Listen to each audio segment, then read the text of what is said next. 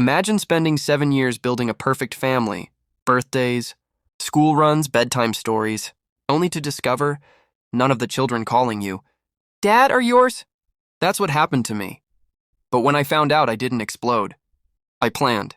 And when my revenge came, it destroyed her world more than she ever destroyed mine.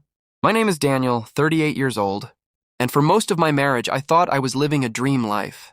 My wife, Claire, was the woman I believed was my soulmate. We had 3 beautiful kids, a nice home, and a circle of friends who called us the perfect couple. But perfect doesn't last forever, not when one side is living a lie. It started with little things.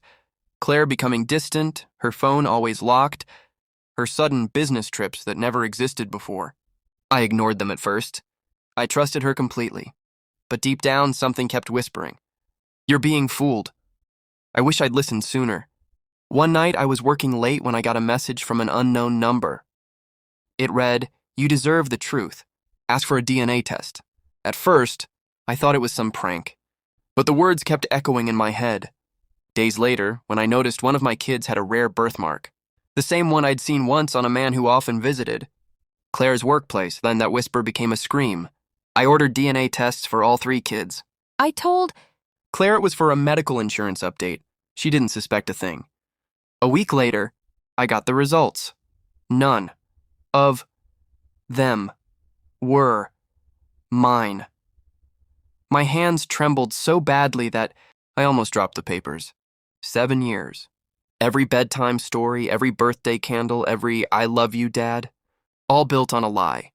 I didn't confront her right away. I needed time, and not to calm down, but to plan. I wanted her to feel what I felt. To lose everything like I did, but slowly, painfully, and without seeing it coming. First, I started playing the part of the perfect husband again. Dinners, smiles, compliments. She thought everything was fine.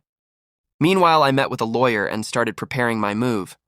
I gathered proof of her affair, bank statements showing money transfers to a man named Ryan, her colleague. He was the biological father of my kids. 3 months later, I was ready. It was our wedding anniversary, the perfect day to end the biggest lie of my life. I took her out to her favorite restaurant, just like we did every year. She smiled across the table, saying, "You've been distant lately, but I'm glad we're finding our way back." I smiled too and said, "Oh, we are, but this is our last dinner together as husband and wife." Her face froze. She laughed nervously, thinking I was joking. Then I placed 3 envelopes on the table. "DNA test results," I said. "Not one of them is mine. And here's proof of your affair with Ryan." Her face turned white. Tears filled her eyes. "Daniel, please, I can explain." "No," I interrupted. "You had 7 years to explain. You chose lies instead." I stood up, leaving her there while everyone in the restaurant stared. She tried to grab my arm, but I pulled away and whispered, "You'll understand what true pain feels like soon."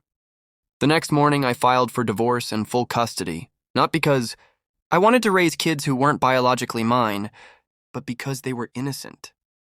I wasn't going to let them suffer for her sins. When the court learned about the affair and the DNA results, I got temporary custody. Then I turned to Ryan. He was married too. I sent every photo, message, and DNA report to his wife. Within 24 hours, his life collapsed. She kicked him out, took half his assets, and made sure his company knew about the scandal. His reputation gone. Claire lost everything. Her lover, her marriage, her friends, her comfort. I sold the house, took the kids, and moved to another city.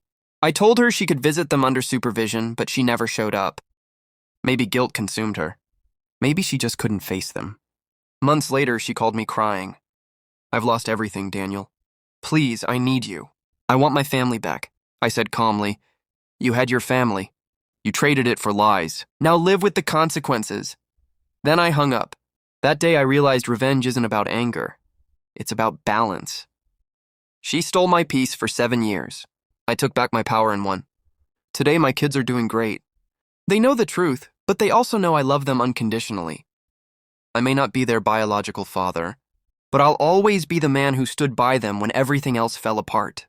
As for Claire, last I heard, she's living alone in a small apartment, working part-time, still hoping I'll forgive her. But forgiveness isn't something you earn after destroying a life. It's something you learn to live without. If you liked the video, please subscribe and turn on notifications.